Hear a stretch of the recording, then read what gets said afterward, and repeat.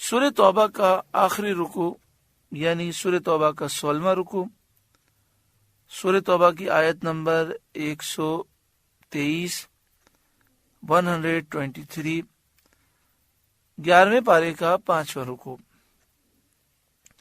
یا ایھا الذین آمنوا، اے ایمان والوں، قاتلوا الذین یلونکم من الکفار، جہاد کرو ان کافروں سے جو تمہارے قریب ہیں، وَلْيَجِدُوا فِيكُمْ غِلْظَةً، اور چاہیے کہ وہ تم میں سختی پائیں، وَاعْلَمُوا أَنَّ اللَّهَ مَعَ الْمُتَّقِينَ، اور جان رکھو کہ اللہ پرہیزگاروں کے ساتھ ہے۔ یہاں پہ فرمایا گیا کہ اے ایمان والو، جہاد کرو ان کافروں سے جو تمہارے قریب ہیں۔ تو جہاد تو تمام کافروں سے کرنا واجب ہے، قریب کے کافر ہوں، دور کے کافر ہوں، لیکن قریب والوں سے جہاد کرنا مقدم ہے، پھر ان سے جو ان سے ملے ہوئے ہیں، ایسے ہی درجہ بدرجہ۔ دوسرا فرمایا گیا کہ اللہ تعالیٰ متقیوں کے ساتھ ہے، تو فرمایا اللہ تعالیٰ متقیوں کو غلبہ دیتا ہے اور ان کی مدد فرماتا ہے۔ تو اگر ہم اللہ تعالیٰ کی مدد چاہتے ہیں اور ہم غالب ہونا چاہتے ہیں تو ہمیں چاہیے کہ ہم متقین بن جائیں، تقوی اور پرہیزگاری اختیار کریں، فرائض واجبات سنت مؤکدہ پر عمل کریں، گناہوں سے اپنے آپ کو دور کریں، تو انشاءاللہ غیبی مدد حاصل ہوگی۔ اس آیت کریمہ میں یہ فرمایا گیا وَلْيَجِدُوا فِيكُمْ غِلْظَةً، اور چاہیے کہ وہ تم میں سختی پائیں۔ مراد یہ کہ مسلمان کو اتنا نرم بھی نہیں ہونا چاہیے کہ کافر یہ سمجھیں کہ جب چاہیں ہم حملہ کر لیں۔ ایسی باتیں نہیں کرنی چاہیے کہ جس سے ہمارا رعب و دبدبہ ختم ہو جائے۔ ہمیں یہ پیغام کافروں کو دینا چاہیے کہ اگر تم نے اسلام کے خلاف کوئی کام کیا، یا تم نے مسلمانوں کو نقصان دیا، یا ہمارے اسلامی ملک کو نقصان پہنچانے کی کوشش کی، تو ہم تمہارا سختی سے مقابلہ کریں گے۔ وَلْيَجِدُوا فِيكُمْ غِلْظَةً، اور چاہیے کہ وہ تم میں سختی پائیں۔ آگے ارشاد فرمایا وَإِذَا مَا أُنزِلَتْ سُورَةٌ، اور جب کوئی سورت اترتی ہے، فَمِنْهُمْ مَنْ يَقُولُ، تو ان میں کوئی کہنے لگتا ہے، ایکم زادتہ ہذہ ایمانا، کہ اس صورت نے تم میں سے کس کے ایمان کو ترقی دی۔ یعنی منافقین آپس میں مذاق اڑانے کے لیے ایسی باتیں کہتے ہیں کہ جیسے نماز کا ذکر پہلے بھی آ چکا، پھر دوبارہ آیت نازل ہوئی جس میں نماز کا ذکر ہے۔ وہ مومنین سے پوچھتے کہ پہلے ایک دفعہ آ تو چکا، پھر دوبارہ نماز کا ذکر کیوں ہے؟ مومنین جواب دیتے کہ آیتیں جب نازل ہوتی ہیں تو اس سے ایمان میں ترقی ہوتی ہے، ایمان اور قوی ہوتا ہے۔ تو اب جب آیتیں نازل ہوں، سورتیں نازل ہوں، تو منافقین بطور استہزاء، مذاق اڑانے کے لیے کہتے ہیں اب اس آیت نے کس کے ایمان کو ترقی دی، کس کے ایمان کو مضبوط کر دیا۔ فَأَمَّا الَّذِينَ آمَنُوا فَزَادَتْهُمْ إِيمَانًا وَهُمْ يَسْتَبْشِرُونَ، تو وہ جو ایمان والے ہیں ان کے ایمان کو اس نے ترقی دی اور وہ خوشیاں منا رہے ہیں۔ دیکھیں الحمدللہ، الحمد سے لے کر والناس تک کئی مرتبہ آپ نے قرآن پاک سماعت کیا، اور اب الحمدللہ ہم 11ویں پارے پر ہیں، تو بار بار اللہ سے ڈرنے کا ذکر ہے، دین پر چلنے کا ذکر ہے۔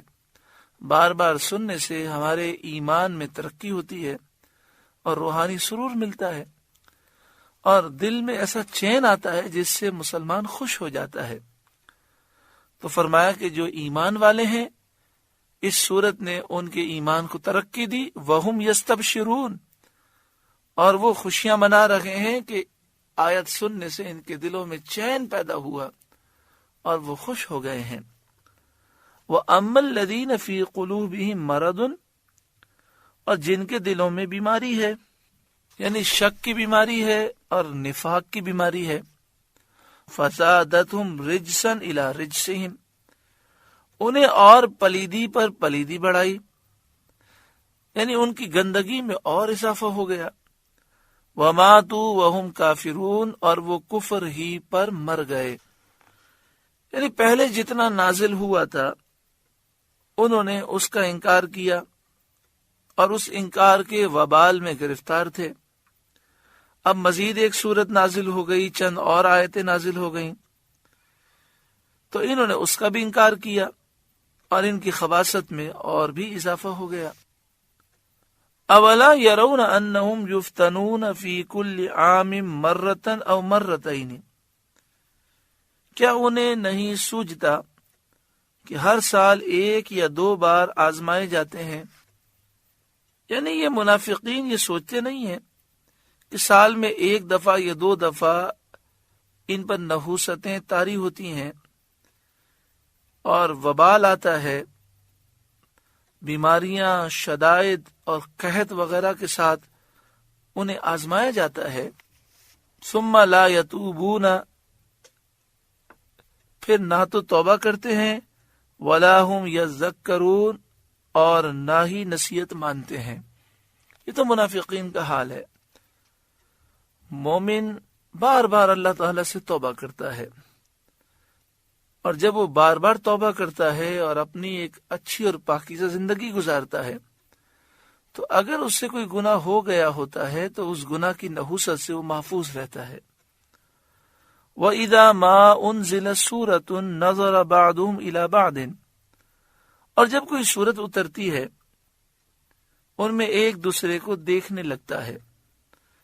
نبی اکرم صلی اللہ علیہ وآلہ وسلم صحابہ کرام کے درمیان موجود ہوتے، کبھی آپ خطبہ ارشاد فرما رہے ہوتے کہ وحی نازل ہو جاتی تو آپ خاموش ہو جاتے.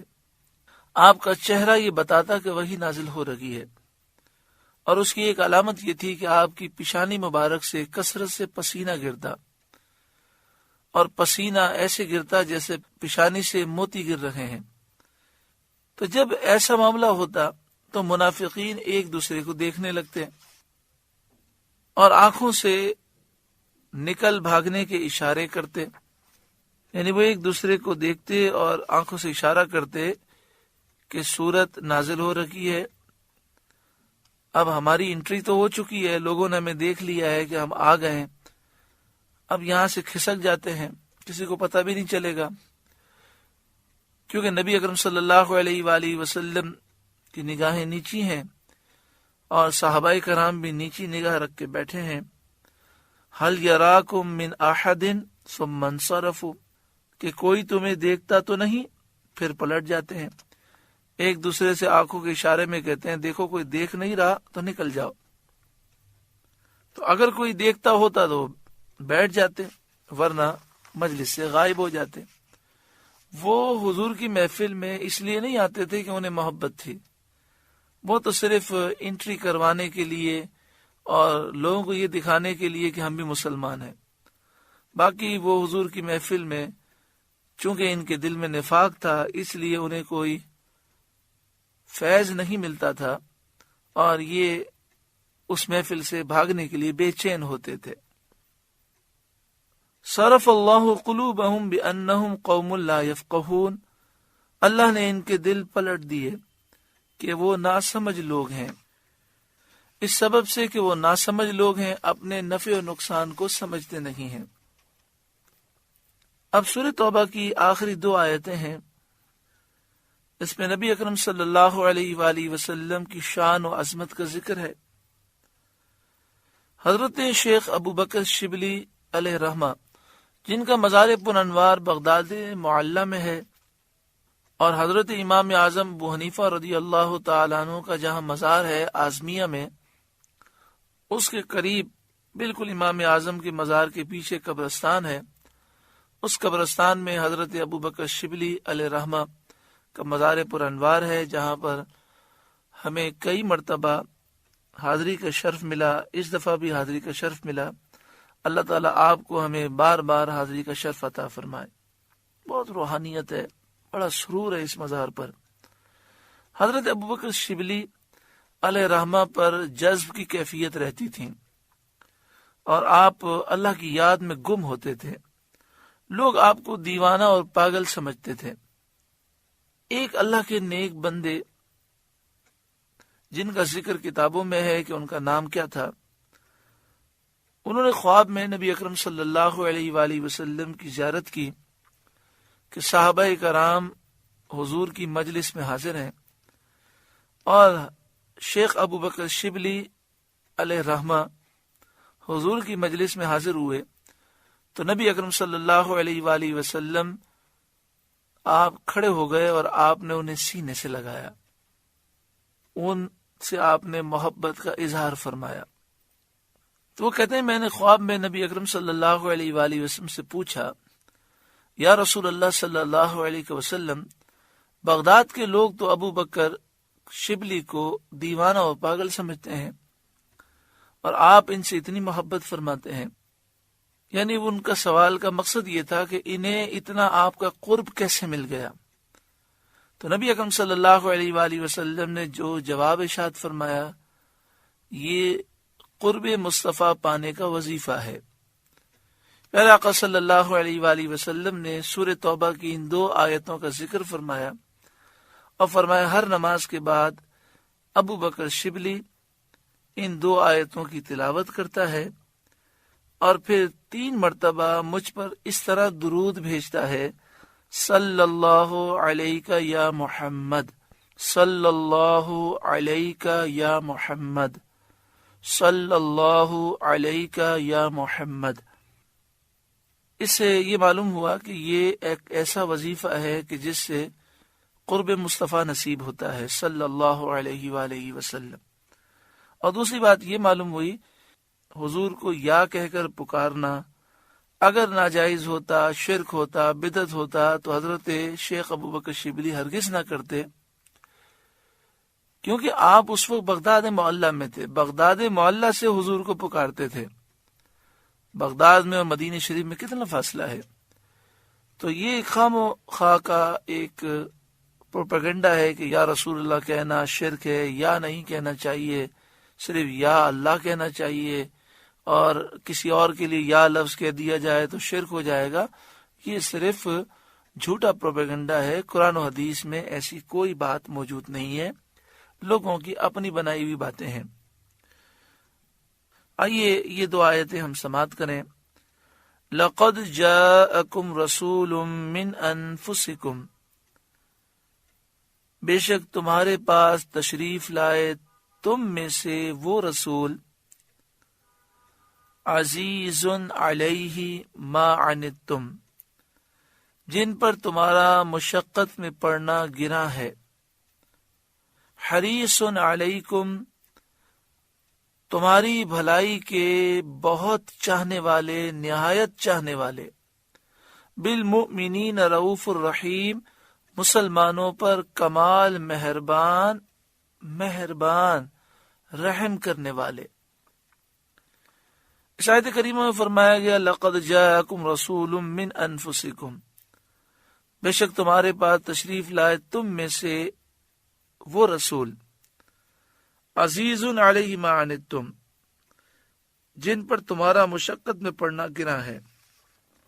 محمد مصطفیٰ صلی اللہ علیہ وآلہ وسلم کے متعلق فرمایا جا رہا ہے کہ اے لوگوں، تمہارے پاس محمد مصطفیٰ صلی اللہ علیہ وآلہ وسلم تشریف لائے، جو عربی ہیں، قریشی ہیں، جن کے حسب اور نسب کو تم خوب پہچانتے ہو کہ تم میں سب سے عالی نسب ہیں، اور تم ان کی سچائی، امانت داری، زہد و تقوی، طہارت اور تقدس اور اچھے اخلاق کو خوب جانتے ہو.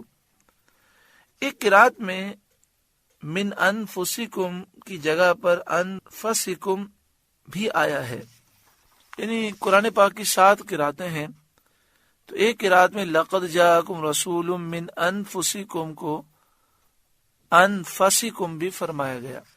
فا پر زبر ہے ایک قرات میں، اور 7 قراتیں حق ہیں. تو انفسکم کے معنی ہے تم میں سب سے زیادہ نفیس، زیادہ اشرف اور زیادہ افضل۔ اس آیت کریمہ میں سید عالم صلی اللہ علیہ وآلہ وسلم کی تشریف آوری یعنی آپ کے میلاد مبارک کا بیان ہے۔ ترمذی کی حدیث سے بھی ثابت ہے کہ سید عالم صلی اللہ علیہ وآلہ وسلم نے اپنی پیدائش کا بیان کھڑے ہو کر فرمایا، قیام کر کے فرمایا۔ اس سے معلوم ہوا کہ محفل میلاد مبارک کی اصل قرآن و حدیث سے ثابت ہے۔ اس کی تفصیل جاننا چاہیں تو بدعت کی حقیقت کتاب، CD، کیسٹ آپ لیجئے۔ اس کے علاوہ عظمت قرآن اور جشن عید میلاد النبی یہ کتاب حاصل کریں باہر شریعت مسجد سے، عظمت قرآن اور جشن عید میلاد النبی اور بدعت کی حقیقت۔ اس کے علاوہ ایک CD ہے، کیسٹ ہے، جس کا عنوان ہے محفل میلاد کی شرعی حیثیت۔ تو یہ تینوں چیزیں بہت مفید ہیں اس مسئلے پر۔ آگے ارشاد فرمایا عزیز علیہ ما عنتم، جن پر تمہارا مشقت میں پڑنا گرا ہے۔ جس طرح ماں اپنے بچے کی تکلیف دیکھ نہیں سکتی، اس سے بڑھ کر یہ تم سے محبت کرتے ہیں، تمہاری تکلیفیں ان سے دیکھی نہیں جاتی۔ نبی اکرم صلی اللہ علیہ وآلہ وسلم کی جو تعلیمات ہیں وہ تعلیمات اس لیے ہیں کہ ہم دنیا اور آخرت کی تکلیفوں سے بچ جائیں۔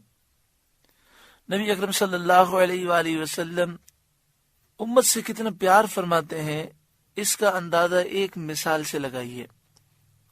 پیارا آقا صلی اللہ علیہ وآلہ وسلم کا لعاب دہن مبارک اس قدر خوشبودار تھا، اس قدر خوشبودار کہ جسے لعاب دہن لگ جاتا ساری زندگی اس سے خوشبو آتی رہتی۔ جیسا کہ آپ سن چکے ہیں صحابی رسول خوشبو نہیں لگاتے تھے، ان کی 2 بیویاں تھیں۔ انہوں نے ان سے پوچھا کہ آپ کون سی خوشبو استعمال کرتے ہیں، آپ سے ہر وقت خوشبو آتی رہتی ہے۔ تو آپ نے کہا کہ میں کوئی خوشبو استعمال نہیں کرتا، میرے جسم پر خارش تھی تو میں نبی اکرم صلی اللہ علیہ وآلہ وسلم کی خدمت میں گیا اور آپ سے مدد مانگی، تو آپ صلی اللہ علیہ وآلہ وسلم نے مجھے قمیض اتارنے کا حکم دیا اور آپ نے اپنے دستے مبارک میں اپنا لعاب دہن مبارک لیا اور میرے جسم پر مل دیا، خارش تو ختم ہو گئی، خوشبو آج تک باقی ہے۔ اسی طرح حدیث پاک میں ہے کہ ایک خاتون نے نبی اکرم صلی اللہ علیہ وآلہ وسلم سے کھانے کا سوال کیا۔ حضور اس وقت گوشت تناول فرما رہے تھے، خشک سوکھا ہوا گوشت، تو آپ صلی اللہ علیہ وآلہ وسلم نے برتن میں سے انہیں دیا، تو انہوں نے کہا یہ نہیں چاہیے، آپ کے منہ مبارک میں جو ہے وہ چاہیے۔ تو آپ نے ایک بوٹی چبا کر انہیں دی، تو انہوں نے اس بوٹی کے 5 حصے کیے، 5 بہنوں نے اسے کھا لیا۔ جب تک وہ زندہ رہیں ان کے گھر والے بتاتے ہیں کہ ان کے منہ سے خوشبو آتی رہی۔ تو نبی اکرم صلی اللہ علیہ وآلہ وسلم کو مسواک کرنے کی حاجت نہیں تھی، لیکن امت سے کتنا پیار ہے کہ میری امت کو دانتوں میں درد نہ ہو، مسوڑوں میں درد نہ ہو، ان کا پیٹ خراب نہ ہو، ان کے منہ سے بدبو نہ آئے، کہ کسی کو گھن نہ آ جائے، کسی دوسرے امتی کو تکلیف نہ ہو جائے۔ تو پیارا آقا صلی اللہ علیہ وآلہ وسلم نے مسواک اس کثرت سے فرمائی کہ ہر وضو میں مسواک، کھانے سے پہلے مسواک، کھانا کھانے کے بعد مسواک، سونے سے پہلے مسواک، سو کر اٹھتے تو پہلا کام مسواک کرتے، گھر میں داخل ہوتے تو پہلا کام یہ کرتے کہ مسواک کرتے، گھر سے نکلتے تو آخری کام یہ ہوتا کہ مسواک کر کے نکلتے۔ یہاں تک کہ فرمایا کہ اگر میری امت پر مجھے مشقت کا اندیشہ نہ ہوتا تو میں ہر نماز میں مسواک کو لازم قرار دے دیتا۔ اس قدر آپ نے مسواک سے محبت کی تاکہ امتی اس مسواک سے محبت کریں، اور اس طرح اگر بچپن سے ہر امتی دانتوں کی حفاظت کرے تو نہ دانتوں کا درد ہو، نہ مسوڑوں کا درد ہو، نہ داڑھوں کا درد ہو، اور مسواک کرنے سے پیٹ کی ساری بیماریاں دور ہو جاتی ہیں۔ جو مسواک کرنے کا عادی ہوتا ہے بڑھاپے میں بھی اس کا حافظہ اور اس کے جسم کے اعضاء سلامت رہتے ہیں۔ حدیث پاک کے مطابق یہ ہے کہ دماغ کی جو رگیں کھلی ہیں وہ بند نہیں ہوتی، اور جو بند ہیں مسواک کی برکت سے کھل جاتی ہیں۔ تو آپ صلی اللہ علیہ وآلہ وسلم اپنی امت کو مشقت میں نہیں دیکھ سکتے، تو آپ نے ہمیں وہ تعلیمات دی ہیں کہ اگر ہم اس تعلیم پر عمل کریں، دنیا میں بھی سکون حاصل کریں، قبر و آخرت میں بھی سکون حاصل کریں۔ جب ہم گناہ کرتے ہیں تو ہمارے آقا و مولا صلی اللہ علیہ وآلہ وسلم ہمارے اس عمل کو دیکھ کر رنج محسوس کرتے ہیں، کیونکہ ہم گناہ کر کے اپنے آپ کو تباہ کر رکھے ہیں۔ حریص علیکم، تمہاری بھلائی کے بہت زیادہ چاہنے والے، وہ ہمارا بہت زیادہ بھلا چاہتے ہیں۔ بچہ اگر دنیاوی تعلیم حاصل نہ کرے تو باپ رنجیدہ ہو جاتا ہے۔ باپ کا ذاتی نقصان نہیں ہوتا، لیکن وہ یہ خیال کرتا ہے کہ میرا بچہ اپنا مستقبل تباہ کر رہا ہے۔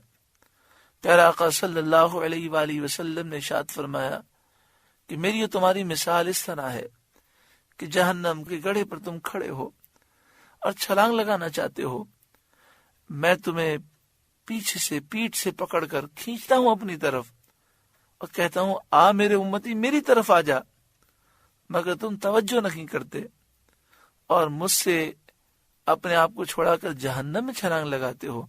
مانا یہ کہ تم میری تعلیمات پر عمل نہیں کر کے اپنے آپ کو برباد کر رکھے ہو۔ وہ آقا و مولا صلی اللہ علیہ وآلہ وسلم کہ جن سے صحابی رسول نے پوچھا یا رسول اللہ صلی اللہ علیہ وسلم کل بروز قیامت میں آپ کو کہاں تلاش کروں؟ تو آپ نے فرمایا میزان عمل پر، وہاں تمہیں نظر نہ ہو، پل صراط پر وہاں نظر نہ ہو تو حوض کوثر پر۔ میدان محشر میں حضور تینوں جگہ پر بیک وقت ہوں گے۔ پل صراط پر اپنی فکر نہیں ہوگی، امتیوں کی فکر ہوگی۔ امتی گزر رہے ہوں گے اور دعائیں کر رہے ہوں گے، رب سلم رب سلم رب سلم، اے میرے رب میری امت کو سلامتی سے گزار دے۔ میزان عمل پر امتیوں کے نامہ اعمال کو بھاری بنا رکھے ہوں گے۔ حدیث پاک میں ہے کہ ایک امتی کو فرشتے جہنم کی طرف گھسیٹ کے لے جا رہے ہوں گے، وہ رسول اللہ صلی اللہ علیہ وآلہ وسلم کو مدد کے لیے پکارے گا اور کہے گا یا رسول اللہ میری مدد کریں، میں تو اب جہنم کی طرف جا رہا ہوں۔ پھر آقا صلی اللہ علیہ وآلہ وسلم دوڑے دوڑے آئیں گے، اللہ اکبر، اپنی امتیوں کی فکر، اور آپ فرشتوں سے کہیں گے کہ اسے میزان عمل پہ پھر لے چلو۔ فرشتے عرض کریں گے یا رسول اللہ اس کے نامہ اعمال میں صرف ایمان کی نیکی ہے، اس کے علاوہ گناہ ہی گناہ ہے۔ آپ حکم دیں گے تو فرشتے لے کر آئیں گے، نامہ عمل تولا جائے گا، حضور ایک نیکی اپنی طرف سے ڈال دیں گے، نیکیوں کا پلہ بھاری ہو جائے گا۔ وہ رو پڑے گا، وہ عرض کرے گا یا رسول اللہ صلی اللہ علیہ وسلم مجھے آپ نے جہنمی سے جنتی بنا دیا، یہ کون سی نیکی آپ نے ڈالی؟ تو پیارا آقا صلی اللہ علیہ وآلہ وسلم فرمائیں گے جو تو نے مجھ پر درود پڑھا تھا وہ درود والی نیکی ڈالی ہے۔ حوض کوثر پر پیاسی امت کو اپنے ہاتھوں سے سیراب کر رکھے ہوں گے۔ 100 آدمیوں کو اگر آپ پانی پلائیں تو تھک جائیں گے، لیکن پیارے آقا صلی اللہ علیہ وآلہ وسلم اپنے دست مبارک سے کروڑوں امتیوں کو سیراب کریں گے۔ کس قدر امت سے پیار ہے۔ جب آپ پیدا ہوئے تو امتی امتی کہتے ہوئے پیدا ہوئے، پیدا ہوتی آپ نے سجدہ کیا اور رب حبلی امتی عرض کی، اے مالک میری امت کا معاملہ میرے سے پرد کر دے۔ ساری زندگی امت کو یاد کرتے رہے، لمبے لمبے قیام امتیوں کے لیے کیے، روتے رہے اے اللہ میری امت کو بخش دے۔ جب دنیا سے تشریف لے گئے تو امت کو یاد کیا۔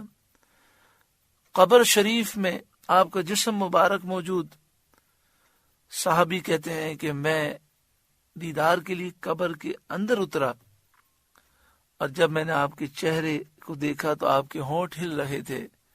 کہتے ہیں میں نے اپنے کان لگائے تو رب حبلی امتی اللہم اغفر لی امتی، اے اللہ میری امت کو بخش دے، میری امت کا معاملہ میرے سپرد کر دے، یہ آواز آ رہی تھی۔ میں نے باہر نکل کر صحابہ کرام کو بتایا تو انہوں نے تعجب کیا کہ حضور کو اپنی امت سے کتنا پیار ہے۔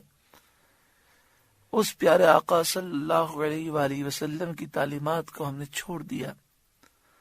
جب ہم نے گناہ کیے حضور رنجیدہ ہوئے، جب ہم نے حضور کو رنجیدہ کیا تو ہر خوشی ہم سے دور ہو گئی۔ آئیے ہم سچی پکی توبہ کریں اور یہ سوچ لیں کوئی بھی غلط کام کرنے سے پہلے کہ میرے اس کام کو حضور دیکھ رہے ہیں اور حضور رنجیدہ ہوں گے۔ اگر یہ عقیدہ بن جائے کہ مجھے حضور سے محبت ہے، میں اپنے آقا و مولا کو رنجیدہ نہیں کروں گا، تو پھر انسان ہر گناہ کو چھوڑ دیتا ہے۔ بالمؤمنین رؤوف الرحیم، مومنوں پر رؤوف ہیں، رحیم ہیں۔ رؤوف الرحیم اللہ تعالیٰ کا نام ہے۔ اللہ حقیقی طور پر رؤوف الرحیم ہے اور محبوب رؤوف رحیم ہے اللہ کی عطا سے، لہذا برابری کا کوئی تصور نہیں ہے۔ اللہ رؤوف ہے ہمیشہ سے اور حضور رؤوف ہیں اللہ کی عطا سے، جب سے اللہ نے رؤوف بنایا۔ اللہ رحیم ہے ہمیشہ سے اور حضور رحیم ہے اللہ کی عطا سے۔ یہ جب فرق ہے تو برابری نہ ہوئی۔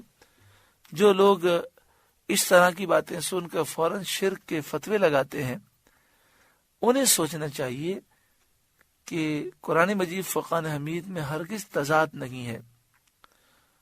اللہ کا رؤوف الرحیم ہونا ذاتی ہے، رسول اللہ کا رؤوف الرحیم ہونا اللہ کی عطا سے ہے۔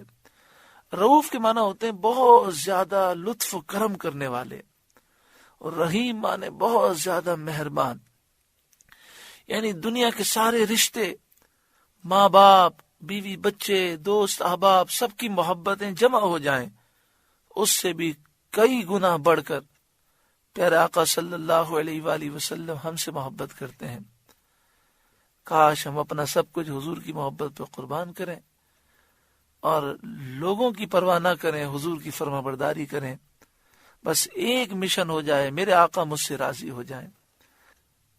حضرت صدر الافاضل مولانا نعیم الدین مراد آبادی علیہ رحمہ رؤوف و رحیم کے متعلق لکھتے ہیں، اس آیت میں اللہ تبارک و تعالی نے اپنے حبیب صلی اللہ تعالی علیہ وآلہ وسلم کو اپنے دو ناموں سے مشرف فرمایا۔ یہ کمال تکریم ہے اس سرور انور صلی اللہ علیہ وآلہ وسلم کی، یعنی اس میں حضور کی بہت زیادہ شان و عظمت بیان کی گئی۔ آگے فرمایا فَإِن تَوَلَّوْا، پھر اگر وہ منہ پھیریں، یعنی یہ منافقین، یہ کافر ایمان نہ لائیں، فَقُلْ حَسْبِيَ اللَّهُ، تو اے محبوب آپ ان کافروں منافقوں سے کہہ دیں کہ مجھے اللہ کافی ہے۔ اللہ کافی ہے، اس کے یہ معنی نہیں ہے کہ کوئی کہے کہ مجھے رسول اللہ کی ضرورت نہیں، اولیاء کی ضرورت نہیں۔